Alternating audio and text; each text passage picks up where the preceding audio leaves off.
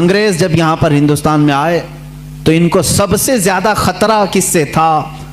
انہوں نے اپنی کتابوں میں لکھا علماء اسلام سے انہیں خطرہ تھا۔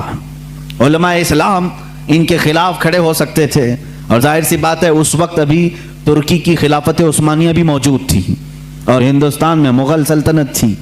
مسلمانوں کا دبدبہ ایسا تھا کہ ایک بار اگر بادشاہ اسلام جہاد کا اعلان کر دے تو سارے کفن بردوش سڑکوں پر آ جاتے۔ ایک اعلان ہو جائے، نوجوان تو نوجوان، بوڑھے بھی راستوں پر آ جاتے اپنی جان اللہ کی بارگاہ میں پیش کرنے کے لیے۔ ہر زمانے میں ہمارے ہاں دائرہ اسلام میں آپ کو بتاؤں، مرنے سے کبھی کوئی مسلمان خوف نہیں کھاتا تھا۔ اسی لیے 1947 کی جو آزادی کی جنگ ہے، اس میں آپ دیکھیں گے تاریخ اگرچہ آپ کو بتائی نہیں جاتی، 1 لاکھ سے زیادہ مسلمانوں کی بھی موت اس میں ہوئی، شہادت ہوئی ہے، اور تقریباً 1857 سے اگر میں گناؤں 30,000 صرف علماء اہل سنت ایسے ہیں جن کو درختوں پر پھانسی پر لٹکایا تھا انگریزوں نے۔ یہ ہماری قربانیاں ہیں، اور انگریز یہ اچھی طرح سے جانتا ہے، جس کو اقبال نے کہا یہ فاقہ کش موت سے ڈرتا نہیں ذرا، روح محمدی اس کے بدن سے نکال دو، عرب کو دے کر کے عجم کے تخیلات، اسلام کو حجاز و یمن سے نکال دو۔ انگریز یہی سوچتا ہے کہ یہ فاقہ کش موت سے ڈرتا نہیں، اس کے جسم سے روح محمدی نکال دو، عشق مصطفیٰ نکال دو۔ اس زمانے میں انگریزوں نے جب یہ دیکھا کہ یہاں ان کی یونٹی اور ان کے اتحاد سے ہمارے لیے خطرہ ہے، تو ظاہر سی بات ہے ہر زمانے میں منافقین کو خریدنے کی کوشش کی جاتی رہی ہے، ہر زمانے۔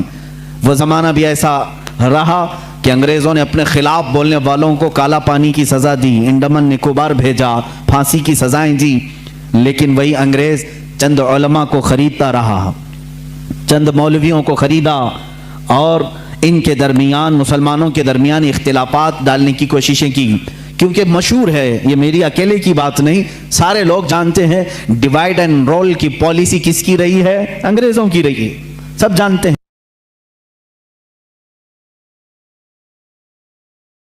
ہاں بالکل، مجھے اس بات سے خوف نہیں ہے، ڈیوائیڈ اینڈ رول کی پالیسی انہی کی لائی ہوئی تھی۔ تفرقہ پیدا کرو، ٹکڑے کرو، اور اس کے بعد حکومت کرتے رہو، اختلافات ڈالو۔ تو انہوں نے ہندوستان میں اس چیز کی کوشش کی، اور سب سے پہلے اختلافات جو جنم لیتے ہیں وہ قادیان پنجاب سے۔ ورحمۃ اللہ وبرکاتہ۔